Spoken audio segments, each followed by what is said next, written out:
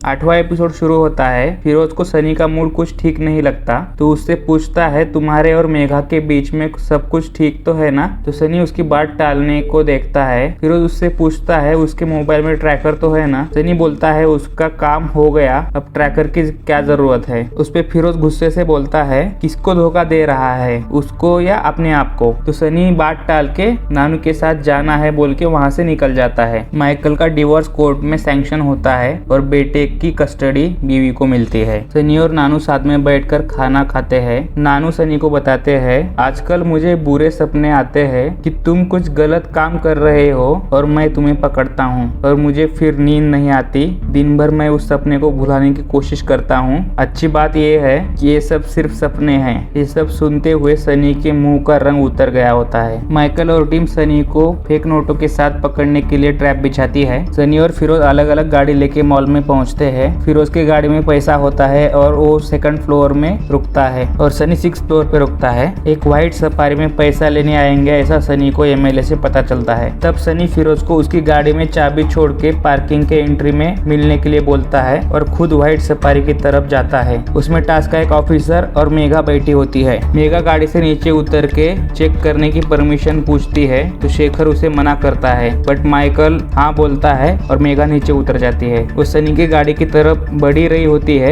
तब सनी की नजर उस पर पड़ती है और सनी समझ जाता है कि ये सब ट्रैप है और अपनी गाड़ी रिवर्स लेके गाड़ी भगाने लगता है। बट मेघा ने सनी का फेस नहीं देखा होता और वो भी व्हाइट सफारी में उसका पीछा करने लगती है। सनी 2nd फ्लोर पे चुपके से अपनी गाड़ी पार्क करके फिरोज के गाड़ी में जाके बैठता है और अपना हुलिया बदलता है। शेखर को सीसीटीवी में 2nd फ्लोर के बाद गाड़ी ट्रेस नहीं होती है तो माइकल टीम के साथ 2nd फ्लोर चेक करने लगता है। सनी और फिरोज रेड कलर की वैन लेके हल्के से निकल रहे होते हैं। तब उन्हें माइकल रोक के इंक्वायरी करता है तो दोनों उसे क्लीनिंग कंपनी के लिए काम करते हैं बोलते हैं और अपना आईडी कार्ड दिखाते हैं। माइकल उन्हें जाने के लिए बोलता ही है तभी उसके टीम के आदमी को सिल्वर गाड़ी मिलती है और उसमें कोई नहीं होता है। ये सुनते ही माइकल सनी का गला पकड़ता है तो सनी उसे धक्का देके गाड़ी भगा के वहाँ से निकल जाता है। उसके पीछे माइकल और उसकी पूरी टीम और पुलिस की गाड़ियां भी लग जाती है। सनी की गाड़ी ट्रैफिक में अटक रही होती है और पुलिस उसे कभी भी पकड़ सकती है। उससे बचने के लिए सनी फिरोज को गाड़ी में के नकली नोट रास्ते पे फेंकने के लिए बोलता है। गाड़ी में से नोट गिरते देख सभी गाड़ियां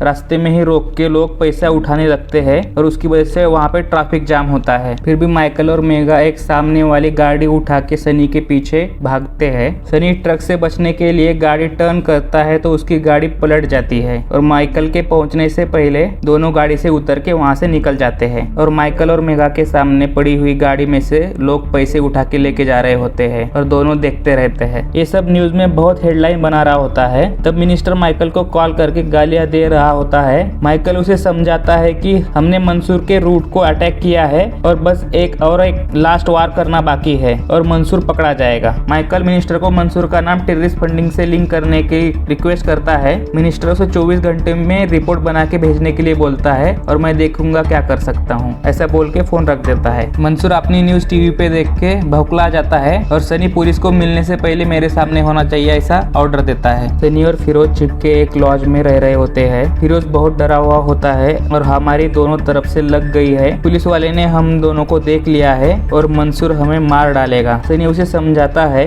हमारी वजह से मंसूर का धंधा बड़ा है, वो हमें क्यों मारेगा। फिरोज पूछता है और पुलिस को पता चला है या नहीं, हमें कैसे मालूम पड़ेगा। सनी मेघा के घर पहुंचता है और पुलिस को कुछ पता तो नहीं चला जानने की कोशिश करता है बट मेघा काम में बिजी है बोलती है और बाद में मिलने के लिए बोलती है। सायरा मंसूर से मिलके उसे बोलती है तुम्हारा नाम अब मोस्ट वांटेड में आया है और इंडिया से प्रेशर आ रहा है तुम्हारी कस्टडी देने के लिए। मेरी सलाह है कि तुम वक्त रहते यहाँ से निकल जाओ वरना तुम्हारी कस्टडी इंडिया को देनी पड़ेगी। मुझे हाई कमान से प्रेशर आ रहा है। मंसूर इंडिया में अपने आदमी को कॉल करके सनी और फिरोज को ढूंढ के मारने का ऑर्डर देता है। माइकल सनी और फिरोज का स्केच बना के डेटाबेस में चेक करने देता है। जीतू काका और मंसूर के आदमी सनी और फिरोज को पिकअप करके एक जगह लेके जाते हैं। वहाँ पे जीतू काका सनी को बोलता है हमारा मजबूरी है, तुम दोनों को हमें मारना ही पड़ेगा और तभी उसके आदमी दोनों पे गन तान देते हैं। उन दोनों को गोली मारने ही वाले होते हैं। तभी वहाँ पे अनीस और उसका गैंग बाइक लेके वहाँ आ जाते हैं और सनी और फिरोज को वहाँ से छुड़ा के लेके जाते हैं। सनी के मोबाइल का लाइव लोकेशन अनीस के पास पहुँच रहा होता है। उसकी वजह से अनीस वहाँ पे टाइम पे पहुँच जाता है। अनीस उन दोनों को होटल पे छोड़ता है और प्रोटेक्शन के लिए एक बंदूक देके वहाँ से चला जाता है। जाता है। तभी सनी को चाचू का कॉल आता है और उसे पता चलता है कि प्रेस में आग लग गई है और उसमें नानू भी चल गए हैं। और ये सुनते ही सनी शॉक में चला जाता है। अनीस सनी और फिरोज के लिए ट्रेन का टिकट लेके आता है, बट सनी फिरोज को बोलता है तू अनीस के साथ स्टेशन जा, मैं तुझे वहाँ मिलता हूँ। और उन दोनों को आगे भेज देता है और खुद गन लेके वहाँ से निकल जाता है। सनी मंसूर के गोडाउन में पहुँचता है और चुप चुप के